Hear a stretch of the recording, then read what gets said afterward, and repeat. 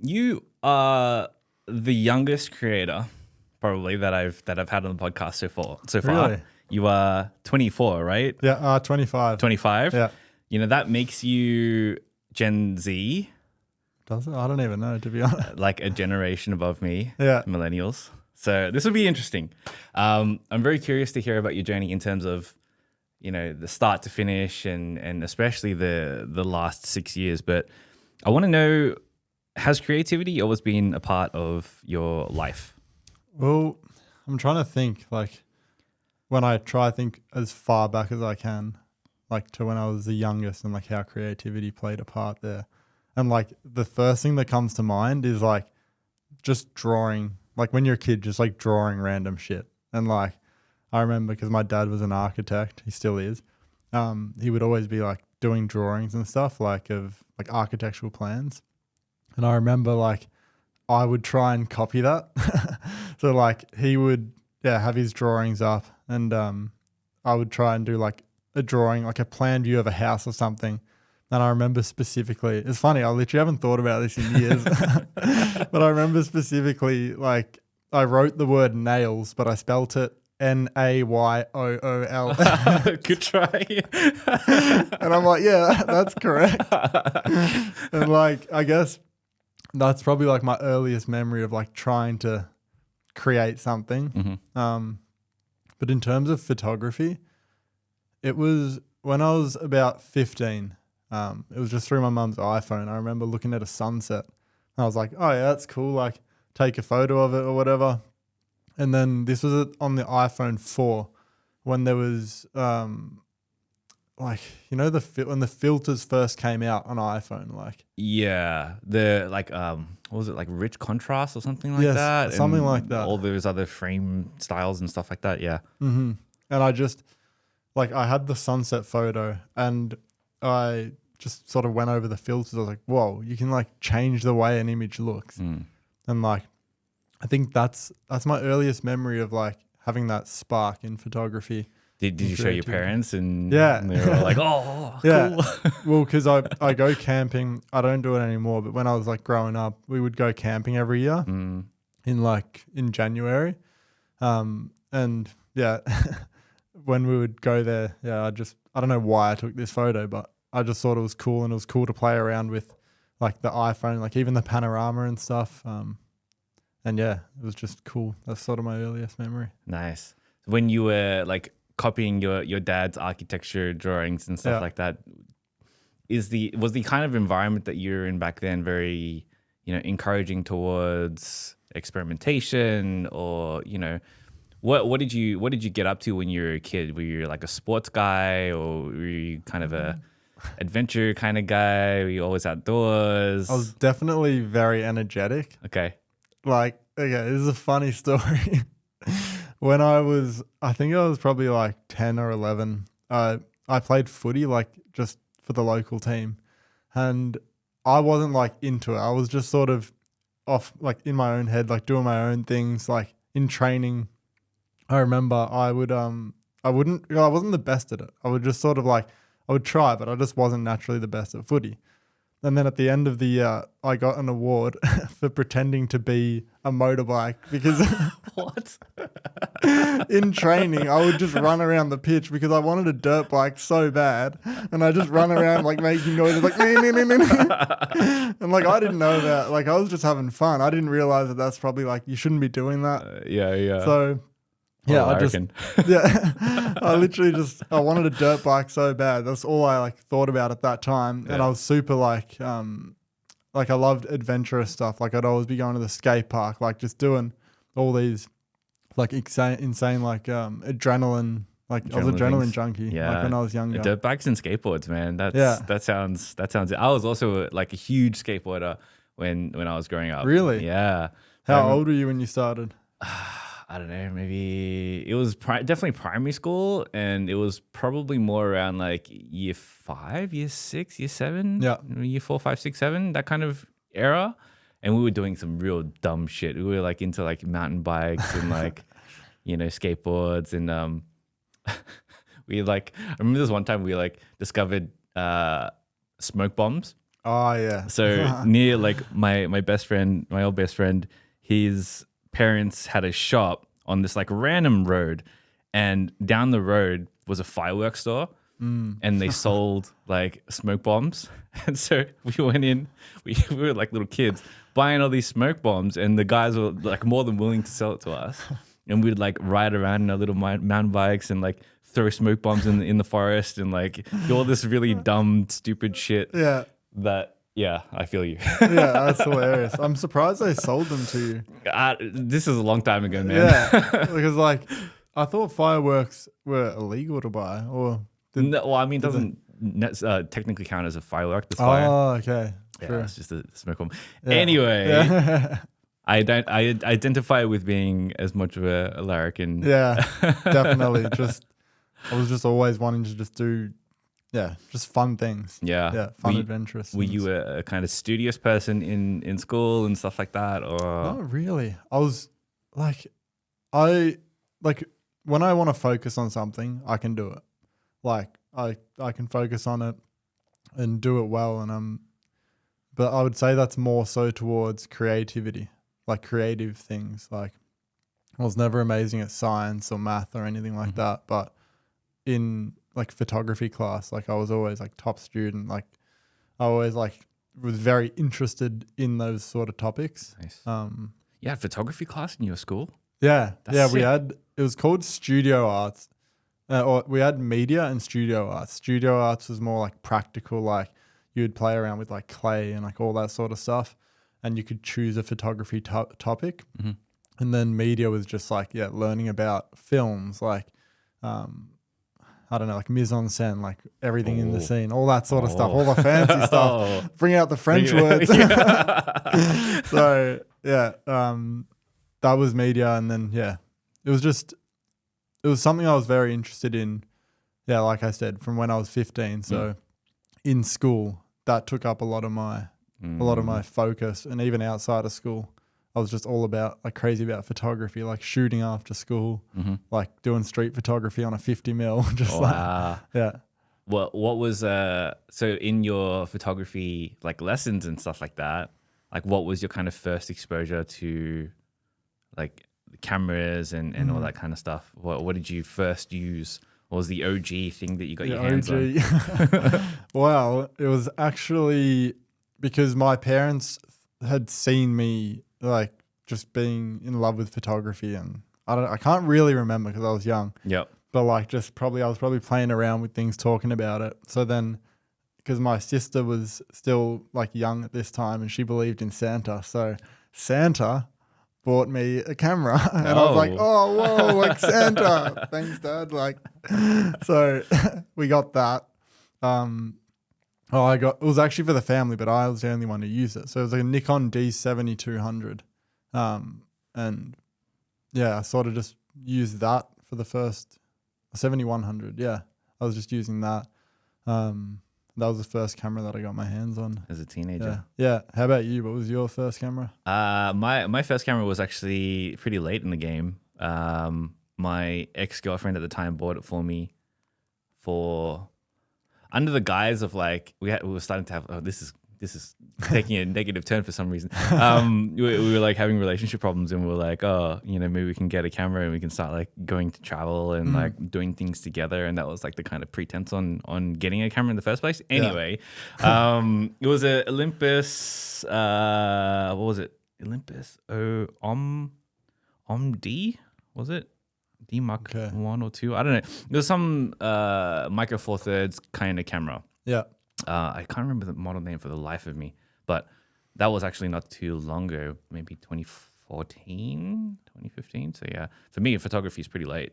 Yeah, because I remember when you started Instagram, it's funny when you have a podcast, it sort of brings up all these like memories that you don't think about. Yeah, like forcing you to dig back in the archive a little bit, right? It's cool. I like it.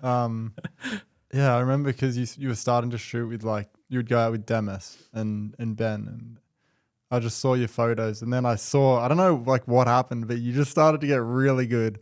Like it was like I saw you experimenting, and then it was like boom. I don't know what happened, but it was cool to see. Thanks, man. Yeah, like just compositionally and stuff, like it seemed like you'd found that early on. Yeah, we can definitely dive into it, but I always attribute my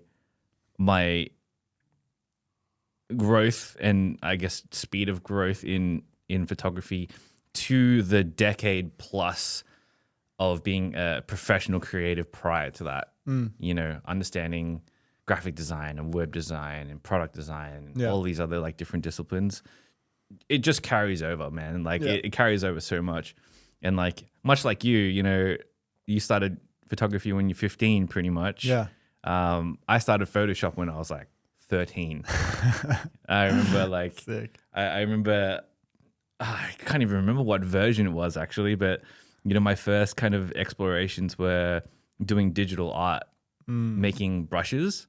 Brushes, and then like brushes would have like different things you can do with them. Maybe it's clouds and maybe it's textures or whatever. And then just making art pieces with all these random brushes, and that was the thing that I love to do. I never knew that. That's so cool. Yeah. Like classic. Maybe you should sell a brush pack. I should. A cloud brush pack. Dude, there's this one guy, I'm not going to name names, but I always get his ads on Instagram. I know who you're talking about. I see him all the time. It's like... Yeah, and it looks so good. Yeah. I'm like, oh my God. Like got the lights, like car lights, all that sort of stuff. Yeah, it looks really good. Anyway, so, your childhood, 15, first getting into photography, first learning the ropes. Did you have a job at that time, or was photography something that you wanted to do as a full-time profession? Like, what did the texture of that experience look like back then? When I was 15, well, still in school, so I was just doing that. I think I was doing photography on the weekends for events. That's like that was like my first way of making money off of it. So like my brother's a DJ and he had his own business. He still does to this day. But he had just started a DJ business where he would go to mainly like parties or like balls or whatever. And he'd be DJing that, and then I'd be doing the photos. So sick. From like year 10 onwards, every weekend I was like out making a couple $100 a night. Really? Just doing event photography. And it was an awesome way to make money because like I wasn't hugely interested in like the party lifestyle, like as in like getting wasted and like all that sort of stuff. Like I loved hanging out with mates and all that, but just not, I don't know, I feel like it just took a lot of energy out of me. But I loved like photography, and this was a way to make money out of it. Right. So, event photography. Yeah. So that was like your first, quote unquote job. Yeah. Right. So I was doing that. Yeah. I did that for like probably 3 years or so. It was great. It was a great experience. Learned a lot about like how to use a flash and all that sort of stuff, which I mean, I don't use a flash anymore now in the style that I do. But that was like the first sort of glimpse of like, oh yeah, like people will pay you to take photos. Wow, what a really cool exposure to an introduction to your first job and photography. It's like almost like it's meant to be. Yeah. What did you have any like jobs that weren't photography around that time? When 18s, 19s, kind of transitioning out of high school and stuff like that. I did get a job at so I did like a big photography trip to America for like a month and a half. And then when I got back, I had no money. Like I literally had to call my mum and be like, Mum, I've got no money. Like I didn't know how to budget. Like I spent all my money in New York. So I was just there with like no money. I'm like, Mum, can you just give me like $500? Like I need food for the next couple of days. And then I was just eating like dollar slice pizzas and all that sort of stuff. And so I came home and I had no money. So I got a job at a cafe. And I was just serving food. So just real simple job, but it was fun. Yeah. Paid the bills. I didn't have any bills at that time, but sweet. Yeah. Yeah. It paid for more photography lenses, all that sort of stuff. Right. Yeah, I liked that job. Like I liked being around other people, just like the fast paced environment of it. Obviously it wasn't my passion, but it was just, one of those jobs. What happened after that? I got a job at a car garage or car dealership, and I was was a yard manager. So Cool. So I think I don't know if I'm messing up the order of which job I got first, but it was both around the same time. I was at one for 6 months and another for 6 months. And my job at this car dealership was to take photos of the cars for like car sales. But it was literally like they would give me an iPhone and I would just go around and just do like interior shots. Like it was super boring, but they were luxury cars and I got to drive them to get them registered. So I'm like this 18-year-old just got my red peas and they're like, here, take this Maserati to go registered. I'm like, what? Are you sure? Like as if it was just like a random car and I'm like shitting myself driving this thing. What an amazing opportunity there. Yeah, it was fun. It was an interesting, unique job. Like moving cars around, taking photos. Just a bit of a side note, is that where your love for cars started to come in? I mean, probably because when I first started working there, I knew nothing about cars. Like I didn't know like what the engines meant or anything. And through working there, I learned a lot. And yeah, and then like I love cars, but I'm not like a huge car fan. Sure. I think, I don't know, I've got this feeling like I want to get a motorbike. You should. As a motorbike owner. Yeah. I don't know. How do you commit to buying a motorbike? What do you mean how do you commit? You just buy one. But it's like, then you have to buy all the gear and it's like, are you going to use it? I don't know. It works out to be less. I mean, not less, but you know, there's a arrangement for every kind of budget. In Australia, we have to do our L's. Yeah. So you got to do the L's and the test and all the rest of it. And you don't need a bike for that. You can just kind of rock up and do whatever. But like having a helmet, you know, there's low budget stuff, jacket, low budget stuff, bikes, low budget stuff. Just ease your way into it, you know? I definitely overthink things in general a lot. And like, especially with making decisions. Yeah. Like, so I think about it and then I'm like, well, what if this? And then I'm like, I literally like haven't even got it yet. Like stop thinking so much about this. But yeah, so then got after that job, that's when I moved into working for my cousin who wraps vehicles. Cool. Which was a cool job. Yeah, because he still has a business. He wraps cars, but like supercars and all this sort of stuff and like makes them like look really cool. And my job was to create like a weekly video for them. Wow. So just more, it was all sort of related to a camera, which was cool. Yeah, I'm discovering that now. Like it sounds like a very creative life. As soon as you had your first exposures to photography, just hasn't really stopped. No, my sort of approach has just been like, I've found this thing at a young age that I love. I've put all my time into it and I've gotten good at it. And like, why not just keep doing it? Like, why not? Absolutely. In today's world, especially with cameras on our phones that we carry around with us 24/7, you know, everyone takes photos, but that doesn't mean that everyone is a photographer. There is a difference between taking quick snapshots of your lunch and intentionally using photographic techniques to craft an image that could be art. And if you are looking at picking up the art and the craft of photography in the pursuit of mastery as quickly as possible, then maybe you might find this interesting. So I've spent well over 10,000 hours in dozens and dozens of different countries all across the world, all in the pursuit of taking world-class images that stand the test of time.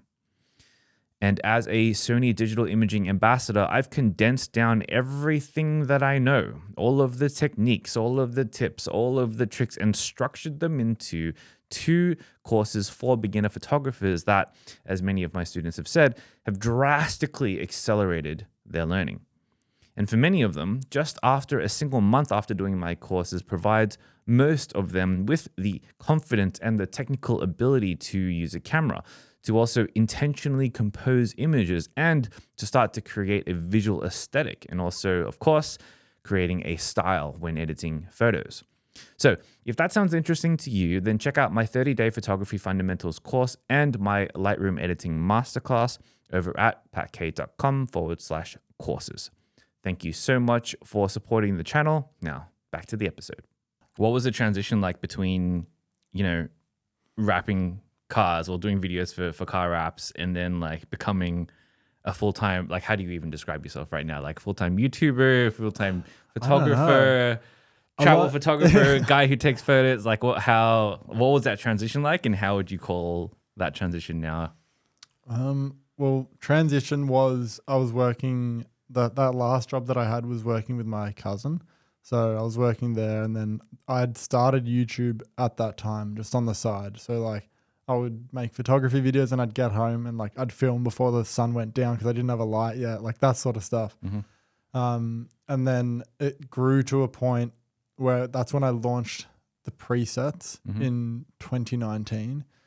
And once I realized, I was like, oh, like this is actually sustainable. That's when I stopped doing that job and then just transitioned into full-time YouTube. Nice. And in terms of what I'd call myself, I feel like the term YouTuber, and I've heard a lot of other people say this, it has like this, hey guys, like welcome back, like connotation to it, like boom, boom, boom, Mr. Beast, like. Yep. And I'm like the opposite of that.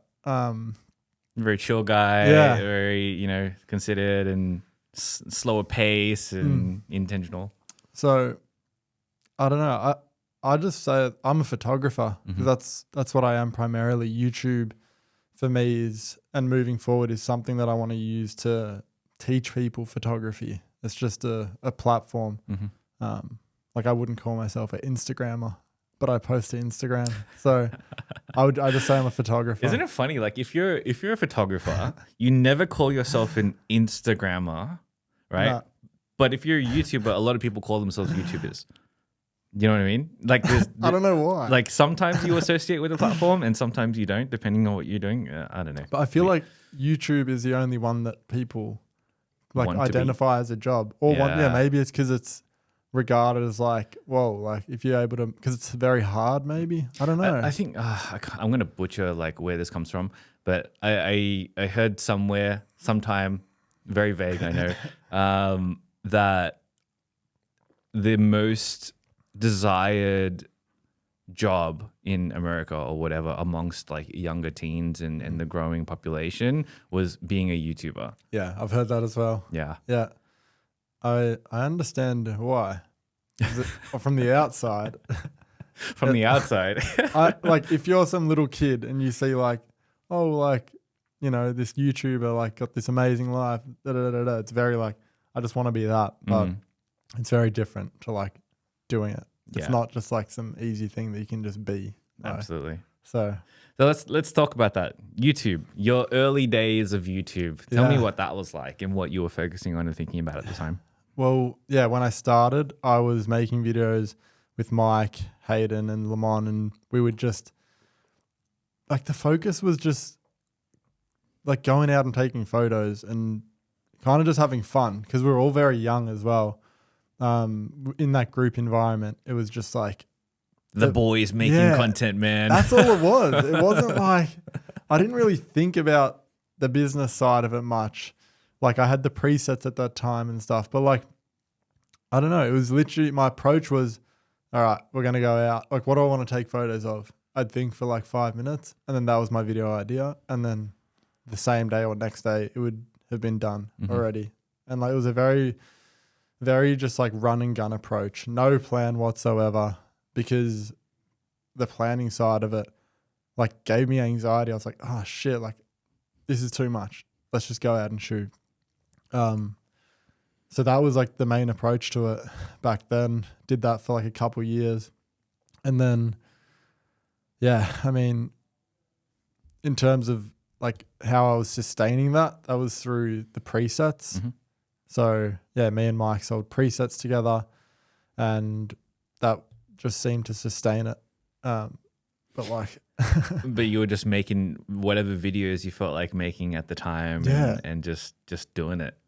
Well, when I think back to it, like comparing to where I am at now, because now I'm like, okay, I'm a lot more like intentional with what I want to do, like in my life as well as YouTube. But I'm like, when I think back to that time, it was just like, all right, I want to shoot a model in the rain. All right, guys, let's go out and shoot.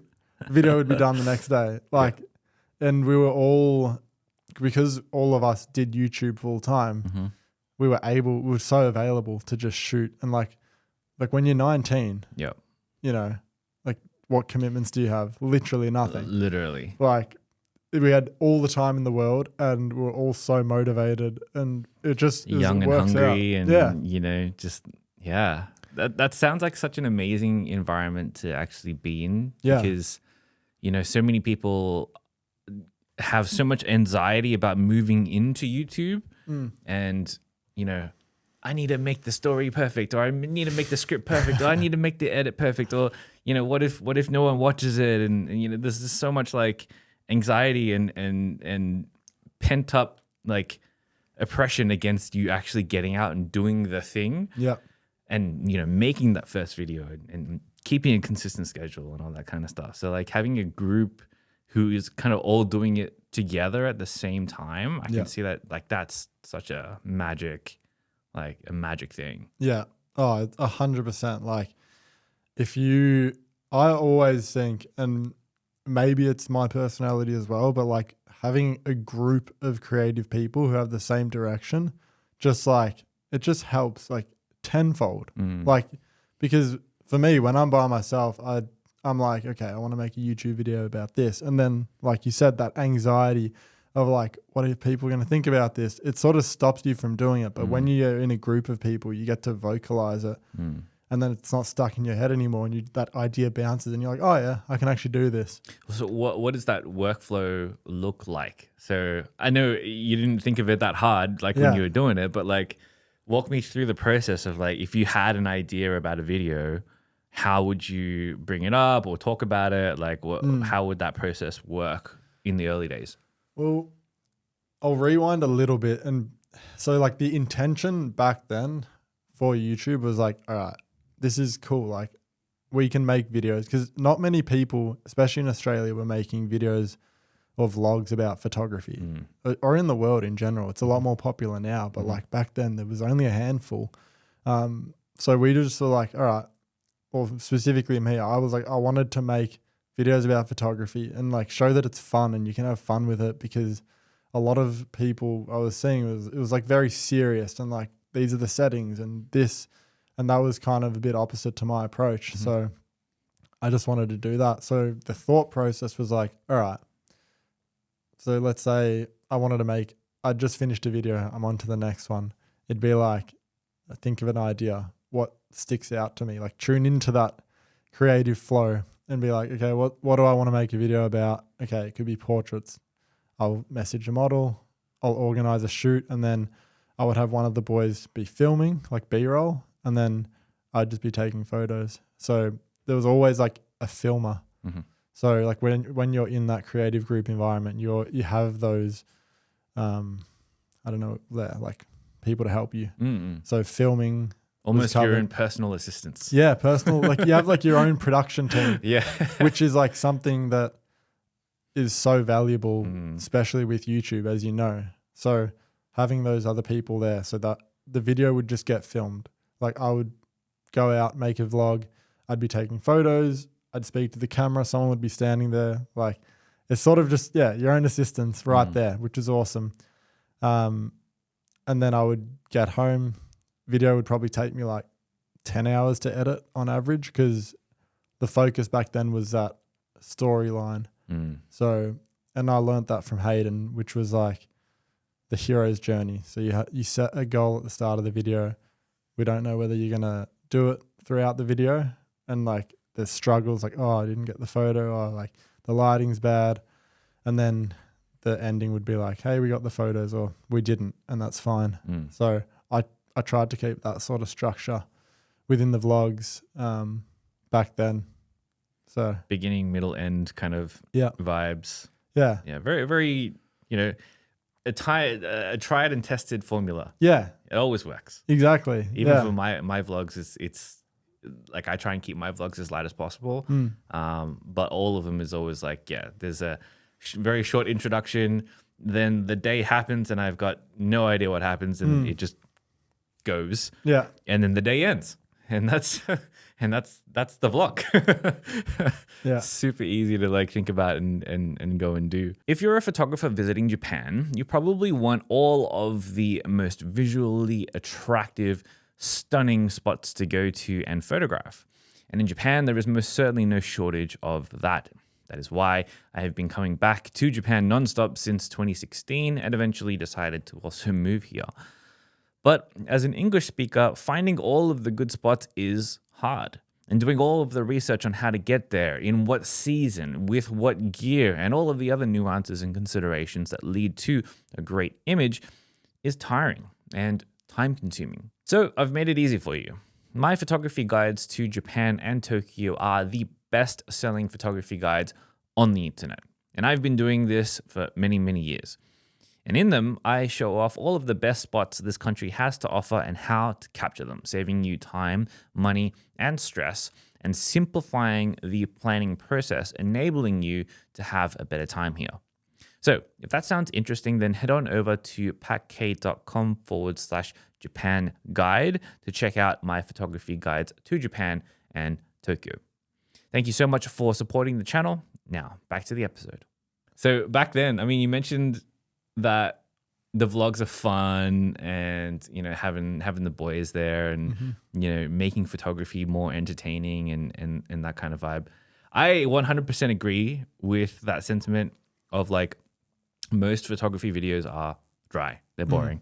And I can attest to that because I'm also someone who makes very dry and boring educational videos. But I think having that really fun, bubbly, entertaining side of things and leveraging your friend group was such a smart play because it's not and I remember, okay, confession time.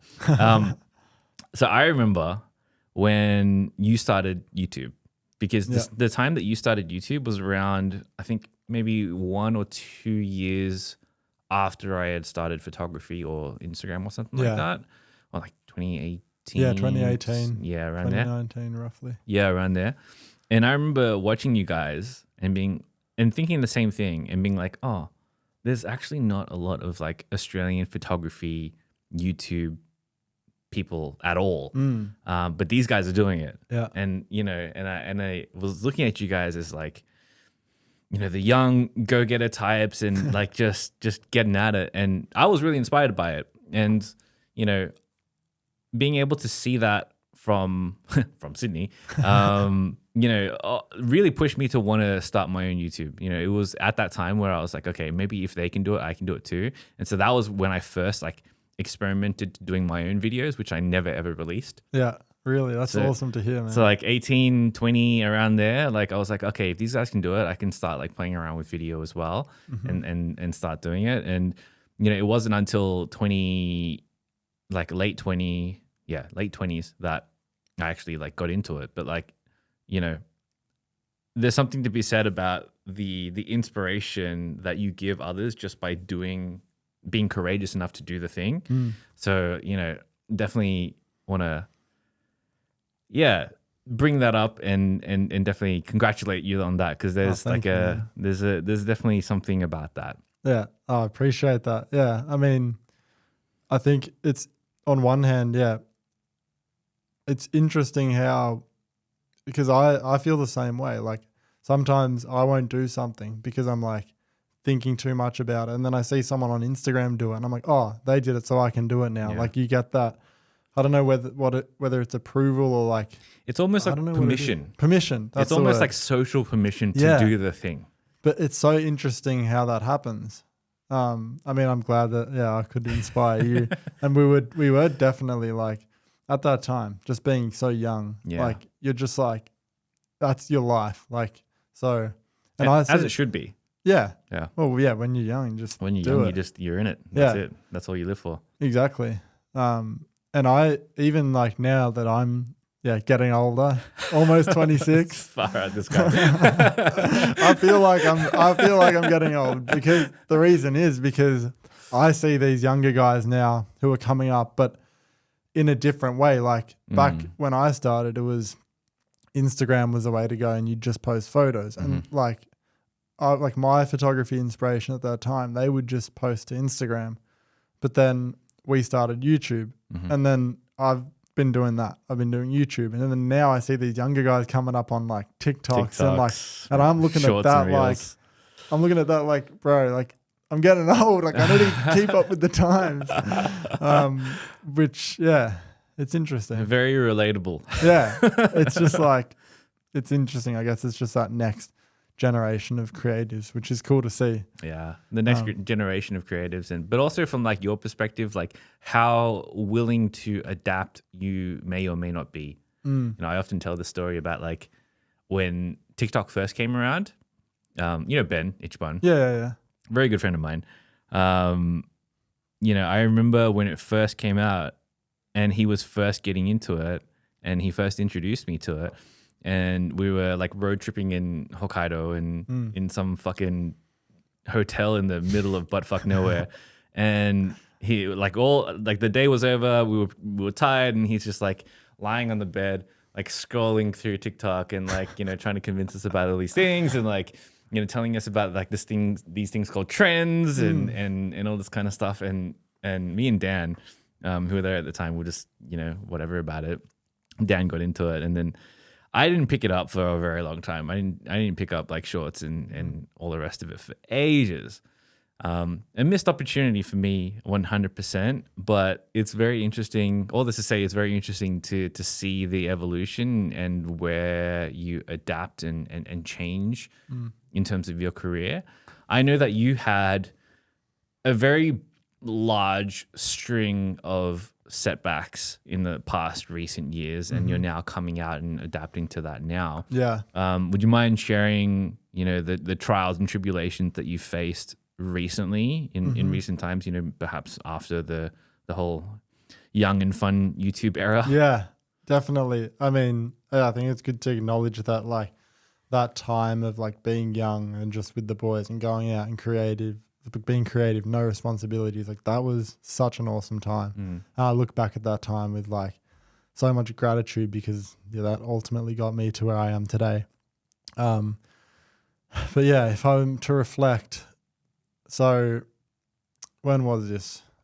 Timeline wise, COVID happened, sucked for everyone. And then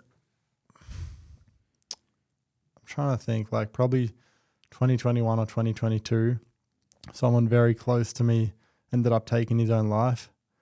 And that was like kind of my first like major like thing in my life that just broke like the way I see everything. Like it changed me. Like in that moment I had changed. And it's hard to even talk about now, like, because it just brings back those emotions. But so that, 2020, I want to say it was 2022. I hope I'm not butchering the dates, but yeah, so that happened, and that was just like extremely tough. And at the time, and also at that time, one of my close mates was also going through like a lot of mental health struggles as well, like really, in a bad headspace. So those two things were happening. And like, I was just like, what's going on? Like, it just changed the way I saw everything. I was like, YouTube doesn't matter. Like the only things that matter are like your family, the people who are close to you. Like, it changed my whole set of values. And then about a couple months later, I ended up having some magic mushrooms, and I was like, all right, I'm going to have like a fun night. And then I ended up having a bad trip, which I ended up jumping off the balcony and breaking my back. So these two things happened within like a couple months of each other. Like two of the hardest things that I've ever faced in my life.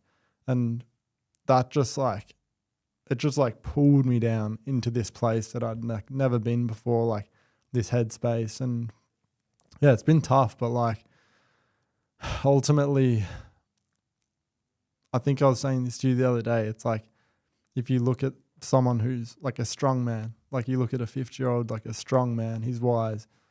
He's gone through some shit in his life. And like, I want to be that guy when I'm older. But like right now, I'm in it and it's tough.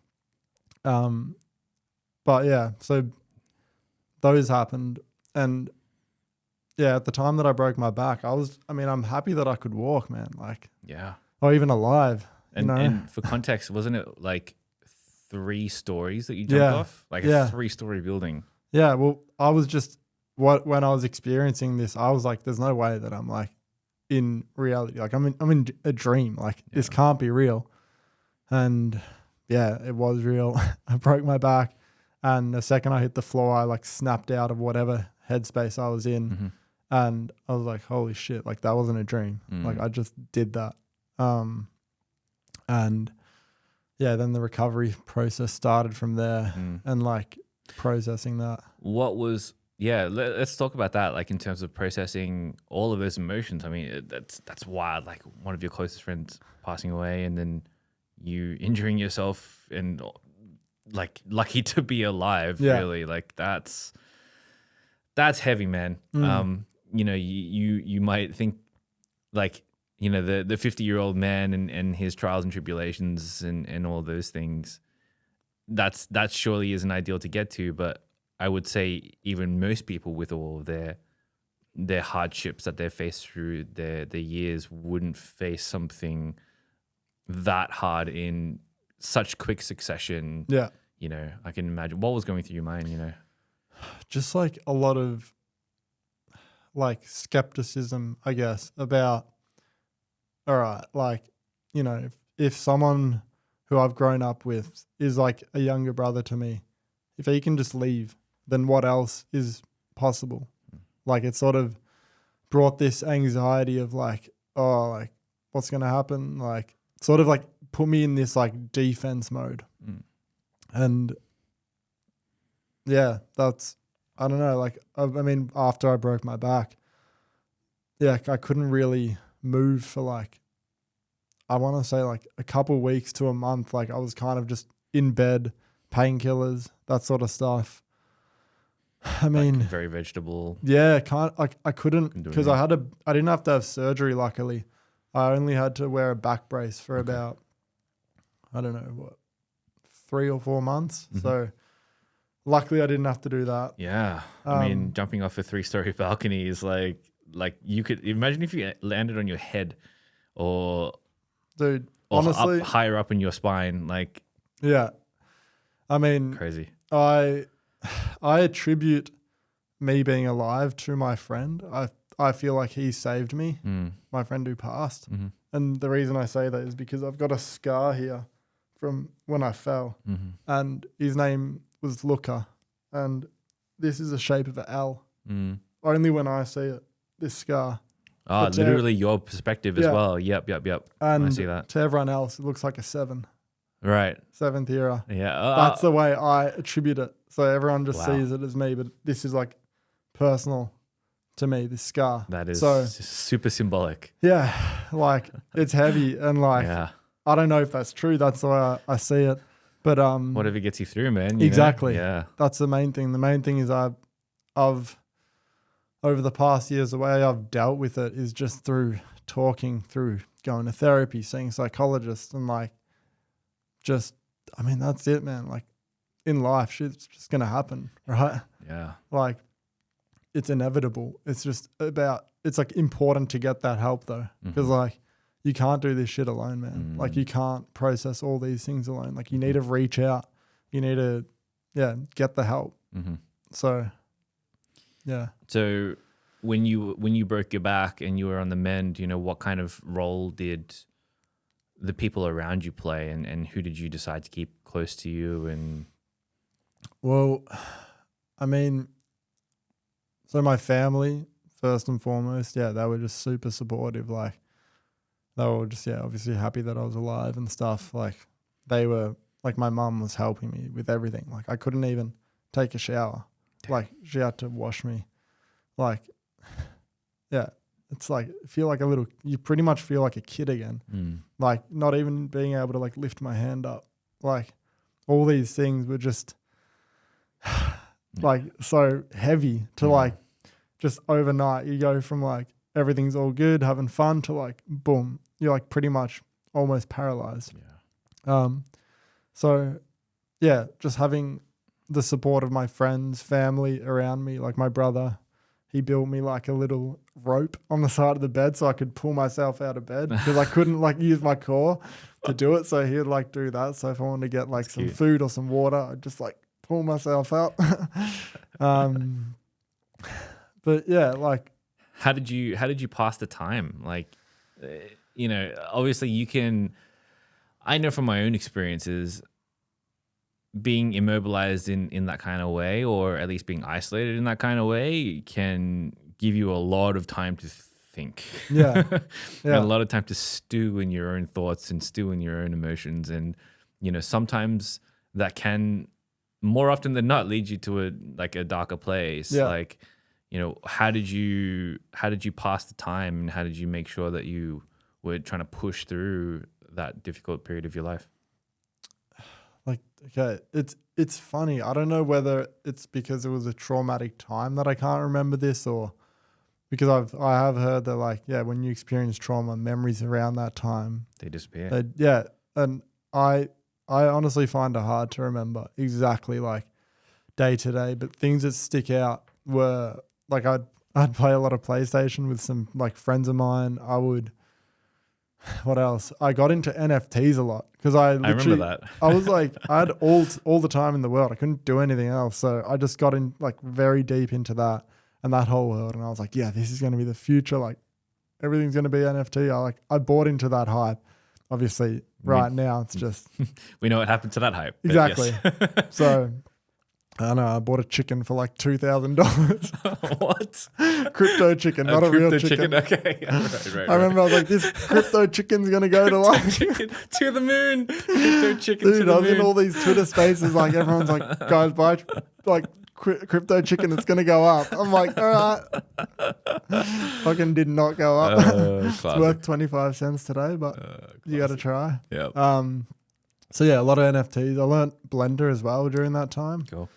So yeah, it was great in terms of I had all this time now. So yeah, I got really good at Blender, like just spending all day, every day doing that. I did see on your website that you identify with being a 3D artist as well. Yeah. Tell me about it. I don't know, man. I'm kind of in this experimental phase again in my life. Mm-hmm. So it's kind of like when you first start something, you don't know anything about it. So you're just like trying different things. And after going through these things that I've been through, I'm changed. My perspectives have changed. And the way that I do things online ultimately need to change as well because I'm not the same person. Absolutely. So trying to figure that out, I'm like, some weeks I'm like, I want to do more 3D art stuff. Other weeks I'm like, maybe like photography vlogs. And like, I'm really in that sort of experimental phase of like, what do I want to do? Like, I don't know. How do you find, like, how have you figured that out? Because it seems like you've like sort of got direction. When I look at your channel, I'm like, okay, Pat's like, he's got direction. He knows what he likes. He knows what he wants to make content about like the podcast, all that sort of stuff. I think it's on the outside looking in, it's deceptive in its simplicity, in the sense of like, it looks very linear that I've got my head screwed on, but in reality, I have no fucking idea what I'm doing. Same as you. Like, you try things.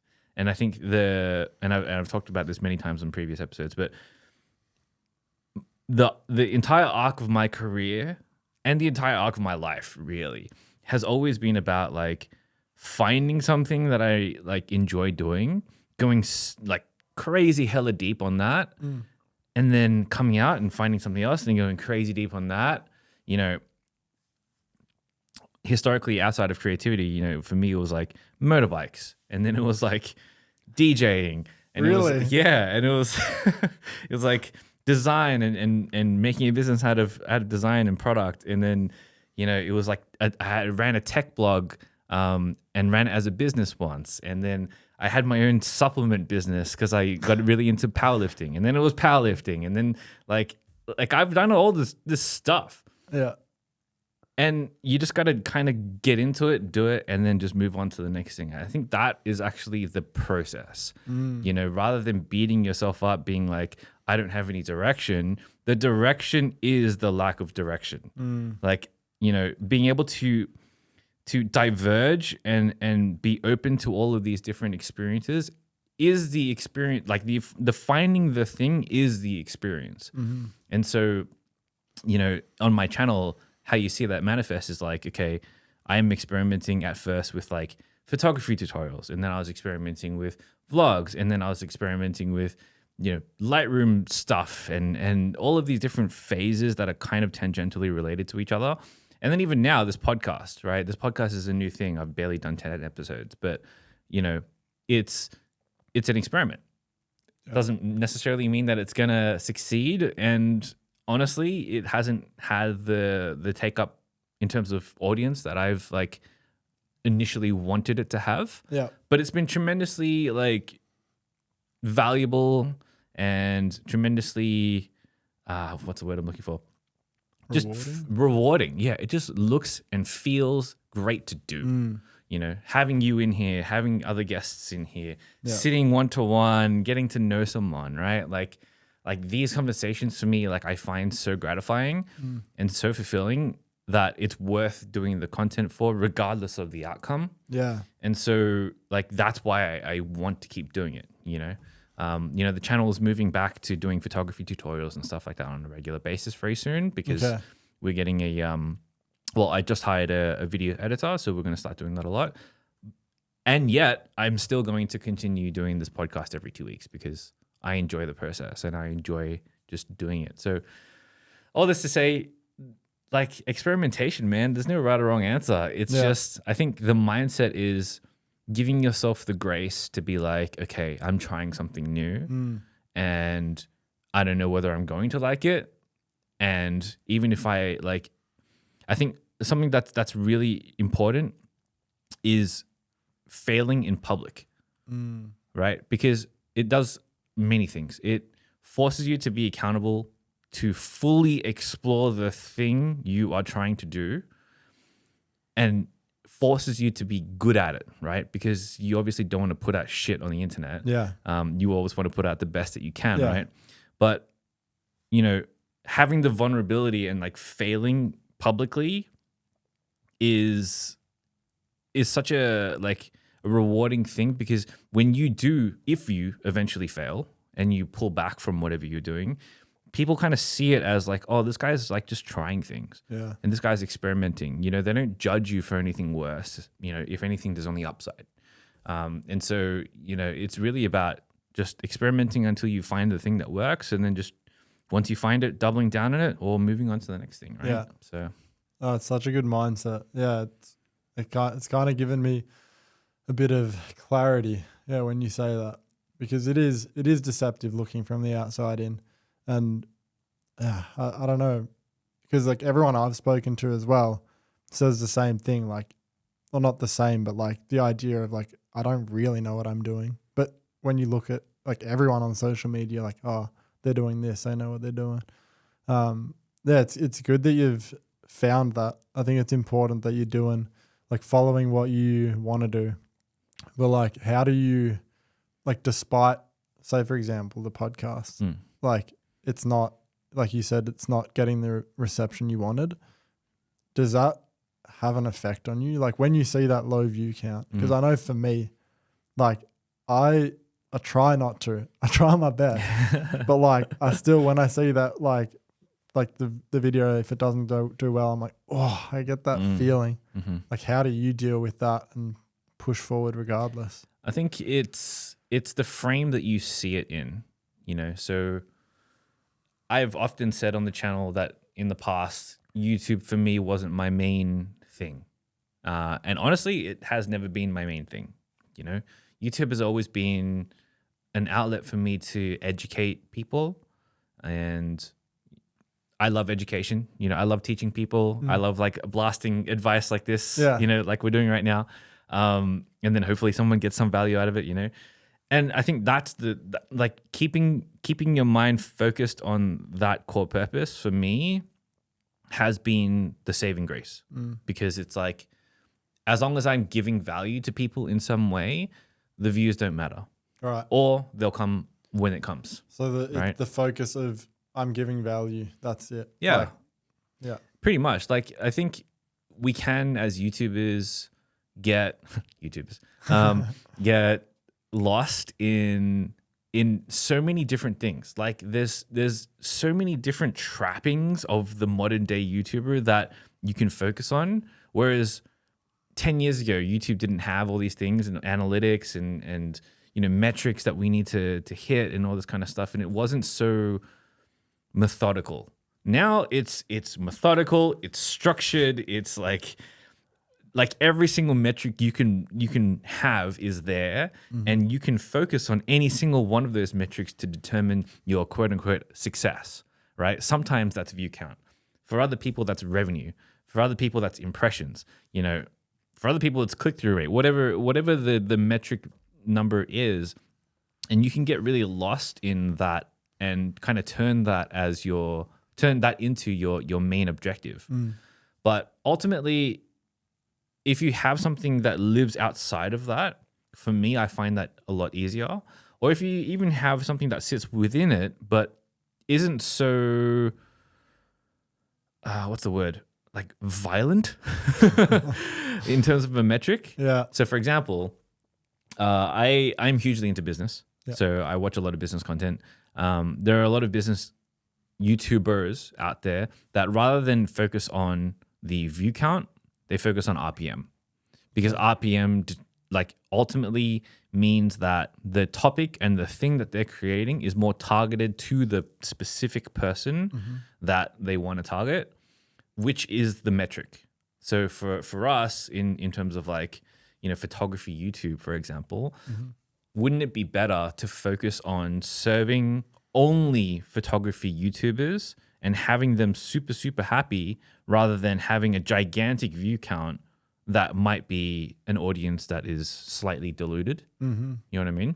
Yeah, like getting people who are like actually caring about specifically or like have the same values as you. Is that what you're getting at as well? Yeah, I mean, that's certainly part of it. Absolutely, yeah. Yeah. It kind of begs the question, what is the value of a view? What is the value of a view? Well, it depends. Like you said, if you're getting because from my experience, if I've gotten a video that's gotten heaps of views, it's generally from just more quote unquote just random people who've just seen it.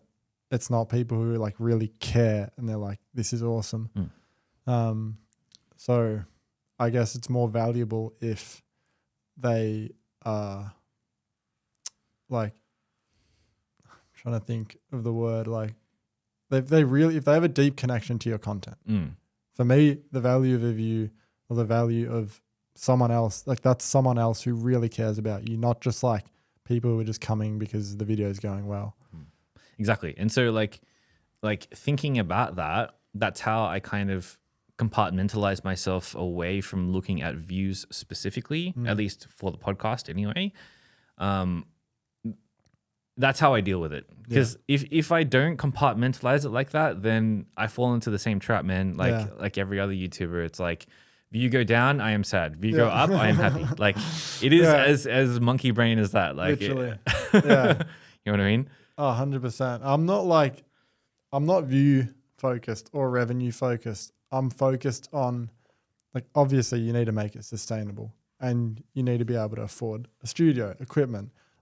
You need to make revenue for that. But for me, my main focus is, well, I'm trying to figure that out at the moment, but what's been coming to me is teaching people more. I have this self-doubt of oh, I'm not this or that, or I don't know enough about this, whatever it is about that's holding me back from actually doing more of that sort of informative teaching content. But I taught a class in the Netherlands last year, and it was a photography class, and that gave me so much fulfillment. Teaching these beginner photography students and seeing immediate change in their photography just after one class. So I have thought about that being my new direction, but yeah. So on that, just to give a little bit of context for the viewers at home, with in the I guess, the arc of you getting out of that dark place, you know, how has your mindset in general just like shifted in terms of your approach to life and your approach to work? And, you know, what do you find important nowadays? And then how has that changed your content moving forward? Yeah. So in life, what I find important, I find like primarily like your relationships, like with your partner, and then having like good friends around you who are going to support you. It doesn't have to have like heaps, but just a good group of friends who are there to support you, who you can have that social life as well. So having a good social life, having a good relationship with your partner, and then doing things with your family. Like I know maybe for not everyone, like everyone has that opportunity, but if you do have that opportunity, Do it. like do that. Like I love just like, I went to the footy with my family like a couple of weeks ago, and to me, like just that is important. Like how much money I make or what a car I drive, like I don't care about that at all, because when you go through some shit, as I'm sure you have as well, when you lose people, when you lose mates, it really gives you that like, whoa, like that really doesn't matter. Like this is what matters. It gives you that clarity on what matters. Life perspective, man. Yeah, exactly. So that's like what's important to me, like relationships wise, and then like career wise. Like career is so important. You need to have like a career. You need to wake up and be like, I'm passionate about this. I want to do this, because when I was in that dark place and like the process of getting out of that was difficult, because I felt like, all right, how am I going to make YouTube videos? Like, I'm just not the same person. Like I would bring up the vlog camera and like with a smile on my face, but inside I'm hurting. And I'm like, man, like how do I like get my authentic voice back? And that's important to me, being like who I actually am, like showing people like, yeah, this is life. Like it's hard. And I want to be able to like have this voice through my content. So that's what's important to me. So how does that materialize in the direction you want to take your content in nowadays? So you gave me some ideas before, but let's flesh that out a little bit more. Like what is the person you're kind of targeting, and like what kind of general vibe do you want to give off? And I know you want to do educational content, but like let's dig a little bit deeper into it. Yeah. So this is where I'm like having trouble thinking about like exactly what that looks like. And I don't know whether that's just me needing to start and just the general process of learning, but I would like to teach people who are more like at the beginner to intermediate level of photography. I'd love to give them like more the mindset and the way that I approach my photography. Like I would like to, let's say, and for example, I'd like to get a student or a photographer who's just like very passionate about it, but maybe doesn't have the technical knowledge or know really what to look out for, but they want to get better at photography. And I want to help them do that. But I'm like sitting here, like, I don't know, like, who is that? Do people want that? Like, I'm having trouble figuring out, who that person is or if that even exists. So I don't know, how do you find that? How would you? Okay. I mean, some words of advice from me, I guess, having been in this space for a little while and about to enter it again. There are always going to be beginners. Categorically, the beginner segment of any genre, doesn't matter what hobby it is, what vocation it is, whatever, there's always the greatest amount of it are always beginners. Really? Always. Doesn't matter what it is. And think about it, it makes sense, right? Because when you get into something, a new skill, like say you're doing jiu-jitsu, right? Yeah. There are way more white belt jiu-jitsu like practitioners than there are blue belts or brown belts, right? True. True. Yeah, and that's just because people always just enter a given hobby or whatever. They try it out, see whether they like it, whether they don't like it, but they're always at the start of the journey, regardless of what they do. And the start of the journey always takes at least a couple of years for anything worth learning, right? And people are always falling in and out of that category. So long as the thing that you're focusing on, photography in this case, is something that a lot of people do, which thankfully it is, especially with smartphones and stuff nowadays as well, there's always going to be beginners for you to serve, always. So, with that mindset, for me, knowing that there's always going to be some level of beginners makes it easier for me to be like, okay, that means there's going to be people who don't understand the technical details of how to shoot something. There's going to be people who don't know how to think about how to shoot something. There's going to be people who don't know the workflows of like a professional photographer, or like, there's going to be people that are very curious about how to turn that into, a full-time thing. So maybe let's say they're like beginners transitioning into like kind of intermediates, right? Mm-hmm. So, thinking about the life cycle of a photographer and the skill level that they're at, you can kind of make videos, having been there yourself, about those things. So, that means as a photography YouTuber, you either get stuck down one of two paths. You go all gear or you go all beginner tutorial level kind of stuff. It's very rare that you'll make things that are for intermediates and advanced people. Yeah. I say that, but I'm making this podcast, which is more for intermediates and advanced people, right? Yeah. But it is like, compared to the bulk of your content, the majority of your content is going to be that kind of stuff. Yeah. I feel anyway. Yeah, I'd agree. I think another one is also, like mindset, like more of like, because you do have the gear side of things, and then, but I don't know, I feel like I'm not really crazy about that personally, which is, it's fine because we're all different. Mm-hmm. Honestly, everyone's into gear, so that makes you different immediately, and that's great. When I think about it, because I'm just trying to think, like what I'd like and what, like I kind of want to find people who have the same.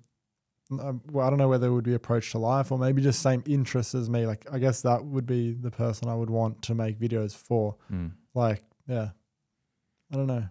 There's a lot to it though. You'll find it. You'll find it. I think the best advice that I have ever seen about it is, you are your own niche. Yeah. And so whatever you find interesting, there's going to be someone else who also finds that interesting.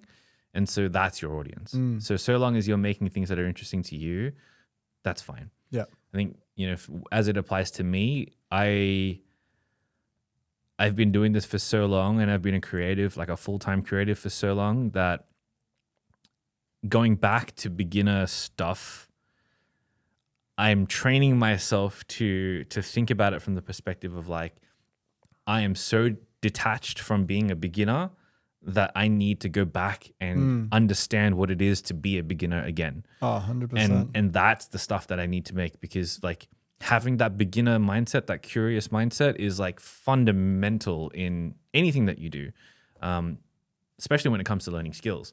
But, being closer to that is most certainly one of my goals. Yeah. Not necessarily like, I know you mentioned this the other day, where your passion right now, at least, was like getting better at the craft of photography and getting better as a photographer. Yeah. I think for me, like, I'm kind of at the other end of that, where like I've spent so much time refining myself in that area that I've not forgotten, but like I've neglected the beginner, the foundational, the fundamental kind of persona. And I need to get back to that, because the fundamentals are everything. Yeah. Well, it's hard when you're so like experienced in it, it's like you forget, like even a little thing like we're talking about it the other day, like using automatic ISO for street photography. Like that's just like, I do that. And my aperture's f2, because like we don't think about these things because it just comes naturally. Like you see the shot in your head that you want, settings, you don't even think about why you're doing it. So like, it's hard to like go back there. But I think for me, what helped was teaching a class in person and having these conversations with beginner photographers, and the questions they would come up with, I was like, oh yeah, shit. Like I should have explained that. Like it just doesn't occur. You just gloss over it, right? Yeah. You're like, just do this. And like, wait, what's that though? Like, and then I guess that's how you figure out what to talk about. Yeah, literally every question you would get from that is a video Yeah. in and of itself, Yeah, right? Literally. Like, I think that could be like a bit of a hack, right? Like, if getting back to that beginner mindset, if you just host a beginner like workshop or something like that, those are all of your questions. Those are all the things that people like, you know, you're so close to the mindset of a beginner in that instance that it's like that's where you grab all the things from. It's like just getting like all these ideas, like the most like closest to the source, like the most, exactly. Maybe I might explore that one Why day. not? Even an online one, maybe, because then you wouldn't have to. You could get like more people, more questions. That's true. So at the moment, I noticed you do have a lot of POV stuff on your channel. Yeah. How's that been going? All right. So, like being in this experimental phase again, the POVs, the mindset I have towards photography, like I was saying the other day, is I spent so much time on like the past couple of years making vlogs that took me so long to edit. It was pretty much, I was a filmmaker primarily, and the photography was merely a part of the video. Sure. Like, whereas now I'm like, I want to get better at photography because I love that. Like filmmaking's awesome, but I'm a passionate photographer. So the idea for the POVs was, this is a way that I can spend more time doing photography whilst also making YouTube videos. But then, yeah, it was kind of like an experimental thing. And right now it hasn't been doing too well because, and when I reflect on it, I can only think about it now that I've done it, because before I'm like, we'll see how this goes. It was just an experimentation. And I think they're too long. They're not, they're kind of boring. They're just long and boring.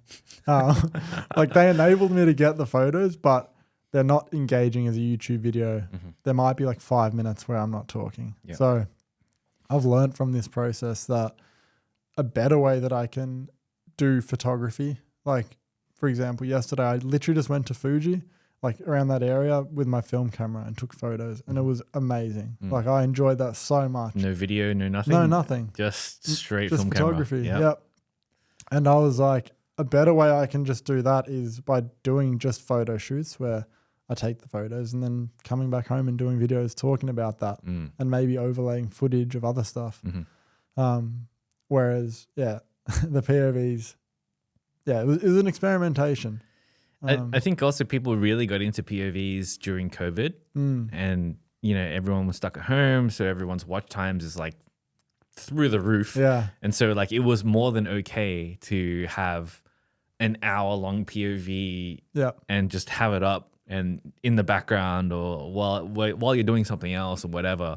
Nowadays, like you rarely see a POV pop off anymore. No. Well, and it confused me because one of them did.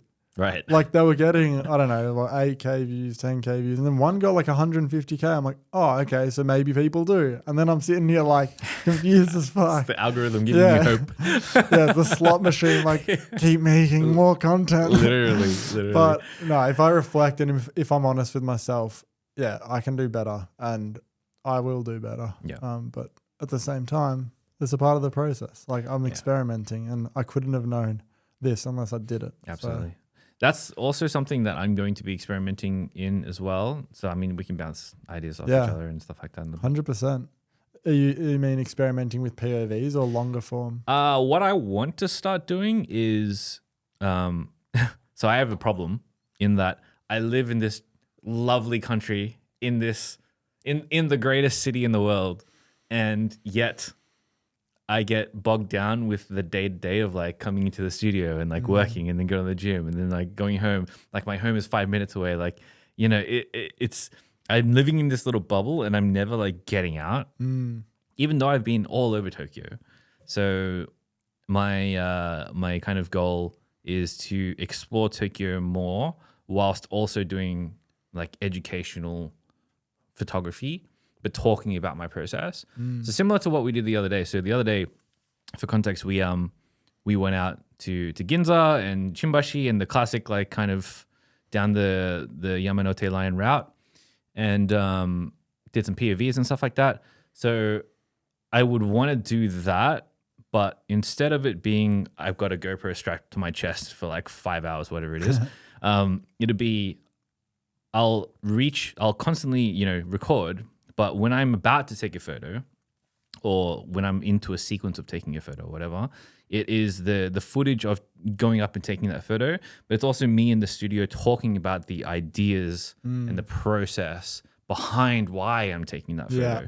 And then only picking, let's say, like 5 to 10 images and having that kind of like sequence of like POV footage, the image, me talking about it, me talking about the mindset, all in one thing, and then repeating that for like 5 or 10 images for a video. Yeah. So it's like, so that someone gets everything, you know, you get the why are you shooting this? How are you shooting this? And how did you come to like do this? Yeah.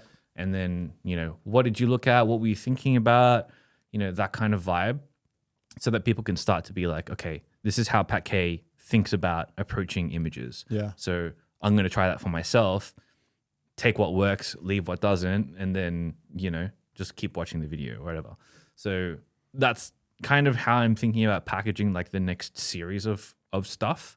And that selfishly will get me out into Tokyo and shooting more, hopefully. Yeah. I think it's a great idea. Yeah. It's the perfect kind of use of a POV because it's engaging. It's supporting exactly what you're talking about and like literally showing. It's not just saying you should do this. It's like you should do this and this is how I did it. Yeah. So exactly. I think that would be awesome. The POV is the supporting role rather than the video. Yeah. Yeah. Yeah. So Yeah. learn from me. Don't upload 1 hour POVs. Yeah. Do it. Do what you want, really. Do what you want, really. Yeah. I mean, they work sometimes. But yeah, it's much harder to make that work in 2024. Yeah. Yeah. But at the same time, like I realized I don't actually enjoy filming. Like I said this to you the other day, I don't enjoy filming whilst I'm taking photos. Like I find it really hard. And like my brain, it's almost like I need another brain to do that. Like I physically can't vlog and take photos. It's just too much. It's a lot. It just takes away from both. So especially as like the expectation of being like a hybrid content creator nowadays. Like it's, how do you like shoot on your phone, shoot portrait, shoot landscape, shoot on your actual camera, shoot portrait, shoot landscape, then get another camera and then film yourself and then film someone else and then get the B-roll and then from the uploading and editing side. Bro. Yeah, I think we just got to simplify it. Like, honestly, I think that studio, like having this setup and like doing that sort of videos is going to be awesome. I'm looking forward to seeing it. Hope it works out, and then you can, you know, iterate on my own experimentations and all the rest of it. Sounds good. It'd be good to discuss ideas about that. How are you, just to switch lanes a little bit and looking forward, you know, YouTube's obviously going to be a big part of your life still. Yeah. But you are looking to get more into the photography education side of things. How are you envisioning a career out of this? Like how do you sustain yourself, especially since, you know, I think you mentioned the other day, I don't know if this is personal or not, but you wanted to go up to the Netherlands, right? Yeah. So like, how are you going to facilitate, you know, all of that change? Well, my current idea is, so first and foremost, I need to be in one spot. I've been traveling like since I was 18, and like since I met my girlfriend pretty much a year ago now. We've been living together. We started off living in the Netherlands and then we moved to Australia, but we've both realized like we need one base, a base where we can live. So when we go to the Netherlands in September, the idea is to like sort of plant ourselves there more or less, get an office. So I would like to get an office space that I can set up with a backdrop and just the classic office where you can do your work.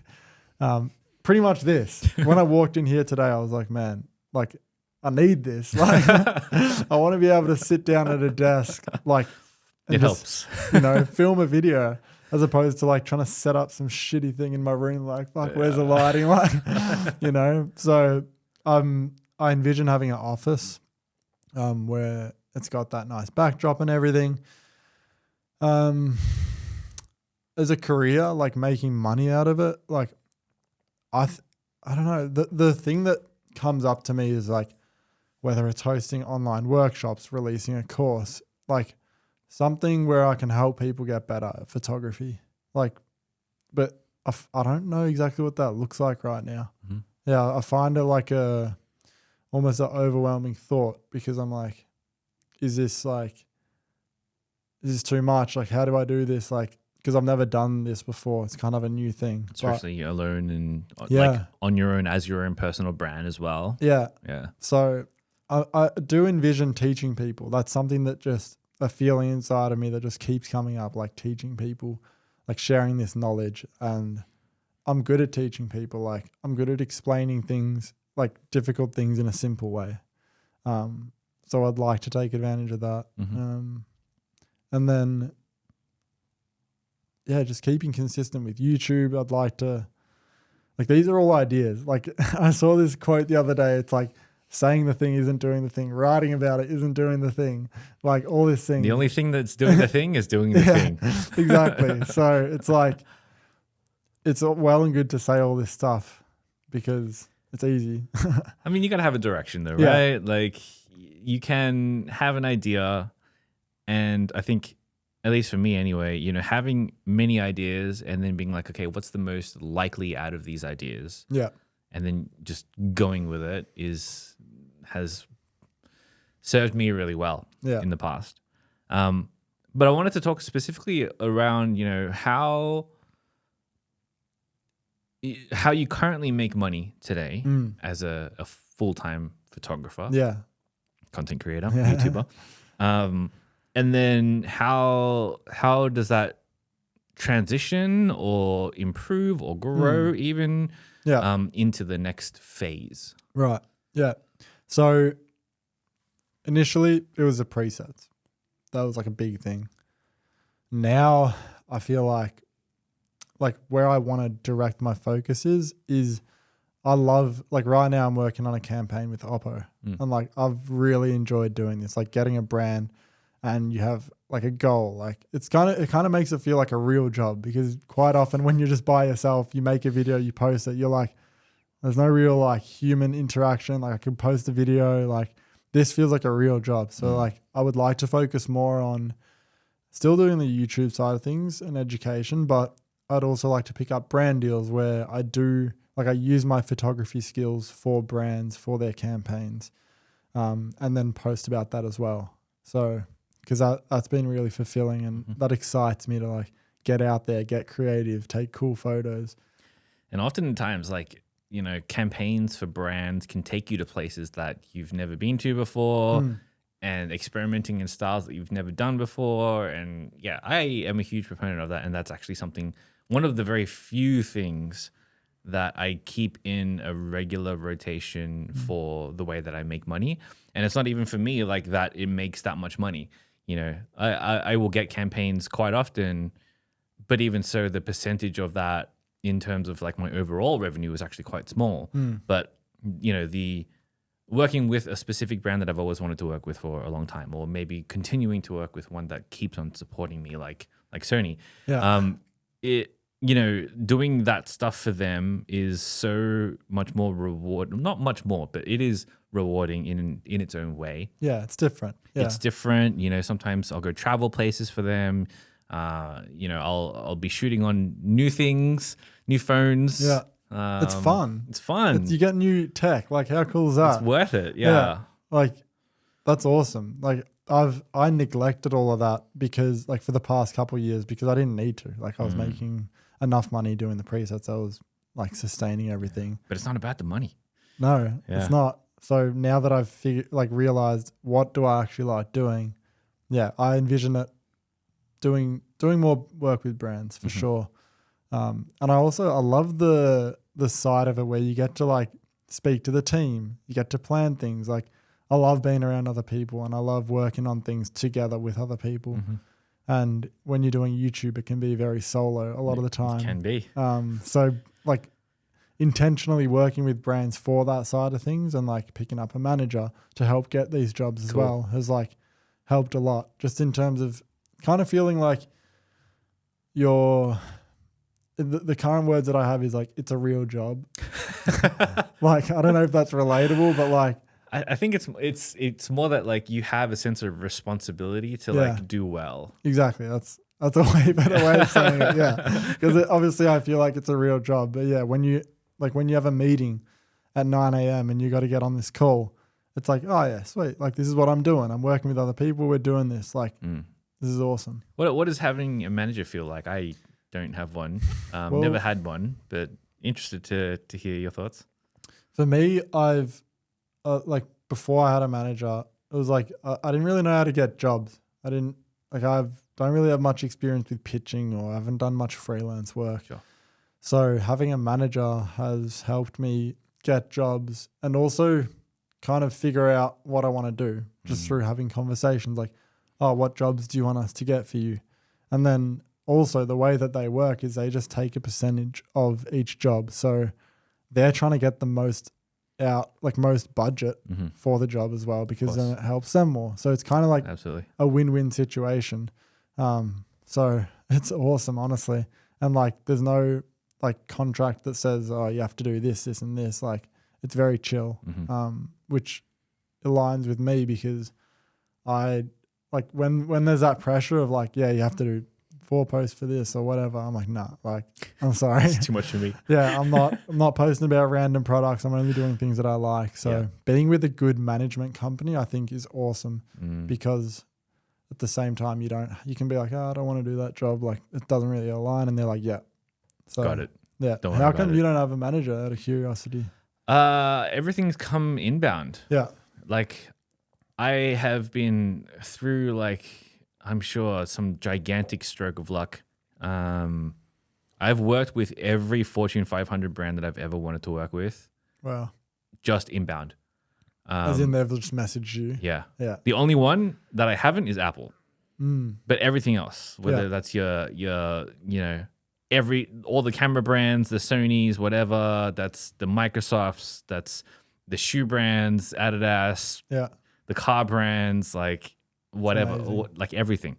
And it's just all happened inbound. But I feel like maybe the karma like paid off somewhere earlier in my life because, as a freelance designer, I pitched like fucking crazy. Like, I've done more pitches than most people can count. Like, I've been through all that stuff and I know how to pitch. Yeah. But I just haven't had to do it in this career, which is really nice. What would you attribute that to, though? Like, I think just honestly, like, it's not that my work is any better than anyone else. I think once you, and especially in terms of like photography, once you get to a certain level, like let's say 90, 80%, the last 10% that takes you from like being a really, really good photographer to like a world-renowned, world-class one is so small. And so the skill level is so close at the very, very top and, at the very higher echelons. And I think really for me, it's not a skill thing. It's more, I guess I was just right place, right time, lucky kind of thing. I can't really, like I do my best to fulfill every campaign the best that I can and always try and over deliver and do really well in the campaign, which is probably why I get repeat jobs. Well, I used to get repeat jobs all the time. Huge difference when I moved into Japan, but that's another story. Yeah. But I think just in general, like being a good operator and delivering something great is par for the course, right? Like it has, that's the baseline. And then it's like, okay, how can you like do even better and then delight and then get those recurring campaigns.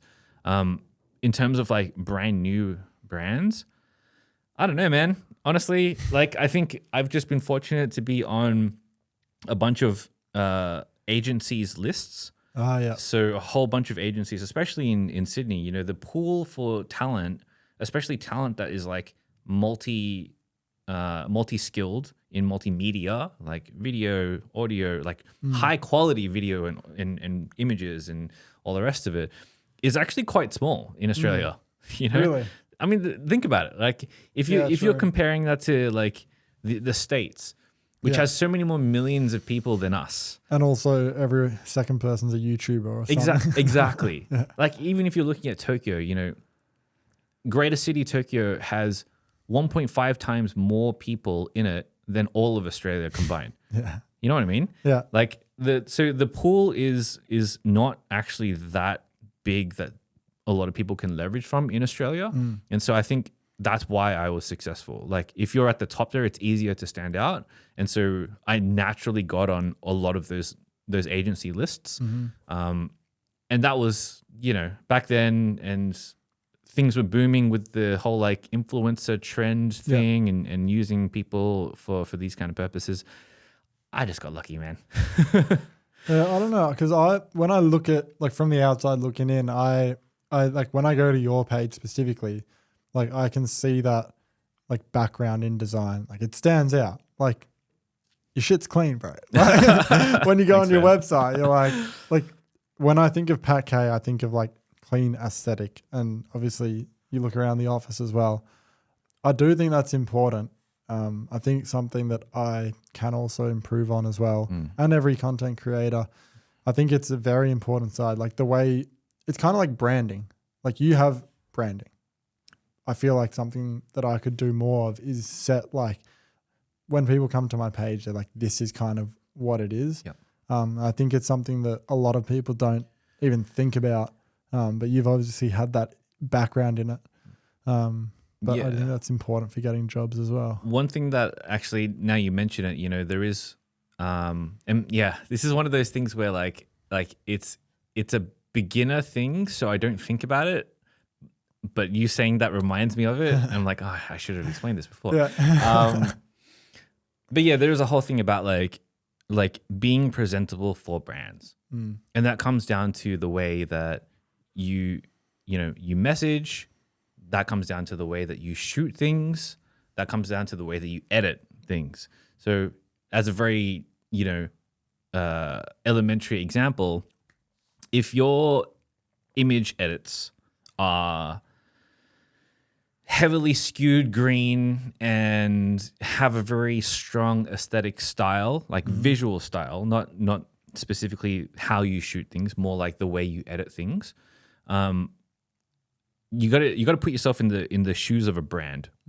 And if I'm Mercedes, right, and I'm trying to find a photographer to shoot my new car, would I go for the guy who does like extremely green tints, or would I go for the guy who like is more neutral and is more has a more not mainstream, not popular, but a more socially acceptable visual aesthetic? Yeah. Right. So there's like kind of packaging yourself up in that way is really important as well. And what you're mentioning about like being clean on the website, like that exudes professionalism. And professionalism is such a very easy thing for most brands to latch onto because the bar is actually quite low, you know? Oh yeah, for sure. It's like you look out to all the creators, right? And you see only a very few who actually bother to spend the time on a really presentable website, or, spend the time on processes of like how to talk to people, or, have workshops that other people can view so that perhaps they can hire them for a workshop, or, a whole bunch of stuff to like prepare yourself as a professional so that you can then be viewed as a professional and then hired as a professional. So I think that's super important. And as you were saying, like you look at like there's so many people, like photographers, you click on their like link in their bio on Instagram, and it's just some random like sort of website, and it's old, it's outdated. And then or it's like low effort. Yeah. Like that's the worst. Like you can have bad visual taste, fine. You can have shit taste, but like if you have like low effort on your website, on your own website, that's like the biggest red flag. Like, and it's literally like you could have the exact same photos, but the way you display them can make them. It's just it comes down to marketing. Exactly. Which I have this. Me and my girlfriend, we always say this thing. It's just like it's all marketing. Yeah. Like you look at like even this drink we're drinking. Like imagine if that was in a clear bottle, and it was next to like some other drink. You wouldn't know the difference, but because you look at the branding on that, you're like, oh yeah, like I want to drink this. Yeah. Like the same thing applies to when a brand sees your profile, your website, like you could have the exact same things, but the way you present it's different, which is, that's why I've changed my website recently, because I want to have this professional website that flows well. It's clean. Like it shows my work. And I'm still fine tuning that and learning about that. I make it an effort to redesign my website and re-edit my photos at least once every 3-4 years. And, even my friends were in the past were like, why do you keep updating your website? And it's like, well, who you are changes very quickly in the space.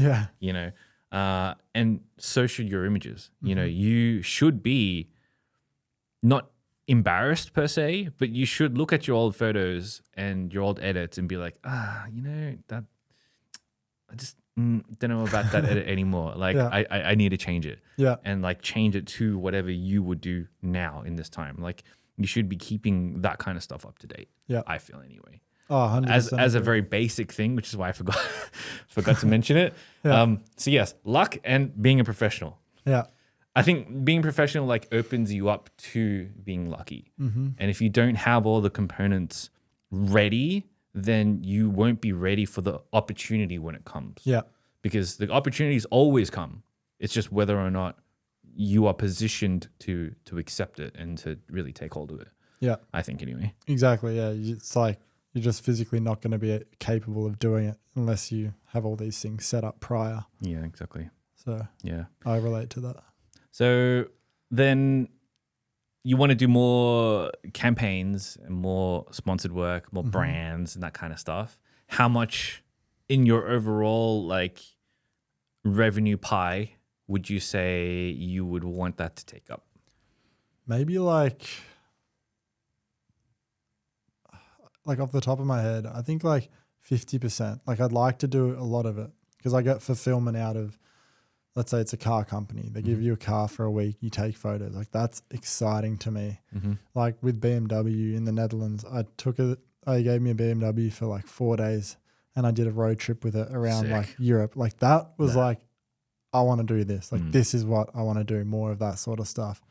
So I could envision myself doing more of that on a more regular basis as opposed to just here and there. And then for the teaching side of things, I'd probably say 30%. It's kind of just on the spot, just thinking about this now, but 30-40%, because I would like to spend a lot of time teaching people as well. Because, as you know, like after doing this for a long time, you just have so much knowledge that can really help people. So I'd say, 50% brand deal stuff, 30% of the teaching, and then, the other 20% would be, I guess, just selling like either presets or like digital sales and digital stuff. Yeah. That's a rough guide, I think. Yeah. But I've obviously got to do it. Like it's well and good to say that, but you got to do it. But it is good that I've got this direction now, because for a while I had no direction. Like I was super lost. So it feels so good to like at least be like, this is like kind of what's pulling me. Like I feel this pull towards this direction, which is cool. How did you work it out? Or are you just like going through the motions? It takes so long to come to the realization that, I want to do education, or I want to work for brands, or whatever the case may be. How long did it take you, and how did you get out of that? And then like it's just a very difficult thing to do. So maybe talk about the process for that. Well, so when I moved to the Netherlands, this was last year in June or July, I went to the Netherlands to be with my girlfriend, and I was living with her. And I was at this point where I was like, I think there's this stage where you have to admit to yourself that like something needs to change. Like for so long I was like, I'm going to keep like making like this sort of content. And like, there's just this inner turmoil, and you have to admit and be like, we need to change something. So I took a break, and I didn't even pick up a camera for like 4 months. Wow. I got a job in a cafe. I was literally in the kitchen, just chopping like things, preparing meals, and like I made friends there. Like it was so fun. I got ingrained into the society of the Netherlands, and it was amazing. So So you need to take that break to reflect, because when you're going through the motions and filming and editing, there's no time to think about what do I actually want to do. So for me, I had to take that like step back and be like, okay, what do I want to do? What do I actually care about? Because making vlogs every week does not give me like that satisfaction. It doesn't feel meaningful. And I think it's so important that your work is meaningful to you. For me, it is. Absolutely. So I was like, okay, what actually makes me feel good? And I reflected on that time that I did teach those classes. And whenever I teach people things and I see a difference, I'm like, oh yeah. And it's just like a little spark. It was just like a little, like maybe. And then as I gave that more attention, I'm like, oh, okay, yeah, I think this is what I want to do. So yeah, just giving myself that space was super important. And also like, yeah, going to therapy, like talking through your mental stuff, because man, if you got all this stuff inside of you, like that's going on in your head, it's gonna come out eventually. Oh man, like some way or another. Exactly right. So like getting that helped me a lot as well, because then you can like focus on your health and your mental health, and you can deal with that. And then you can come back to like your work and be like, oh, okay, this is cool. This is what I want to do. And it feels authentic. You're not trying to hide anything. Like, while you know the feeling of like speaking to a camera, recording, and then there's that like inner dialogue, like trying to like, yeah, sort your life out first before you make content. Prioritize what's important. Yeah.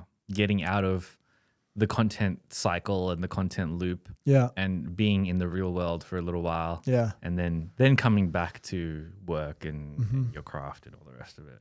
Yeah. Yeah. I think exactly. that's very wise approach, and wish you all the best. Thank you. You know, I think you are on a very good path now. Yeah. And you know, I wish you all the best in your experimentations moving forward and everything like that. Thanks. Where can people find you? 7th Era on, just the number 7th.era. That's where I go on all platforms. All platforms. YouTube, nice, Insta mainly. You'll be seeing some educational content soon. I hope so. We'll see. This is a testament. If I don't do it, forget that I said that. We're putting you on the spot now. Yeah. This is the accountability point. Exactly. I'm looking forward to it, and feels good. And thanks for having me on the potty. Okay, thank you so much for watching. If you enjoyed that episode, then tap over here for another one that I think you really might enjoy. And if you want to support the channel, remember to like and subscribe, and let me know your thoughts down in the comments below. See you in the next one.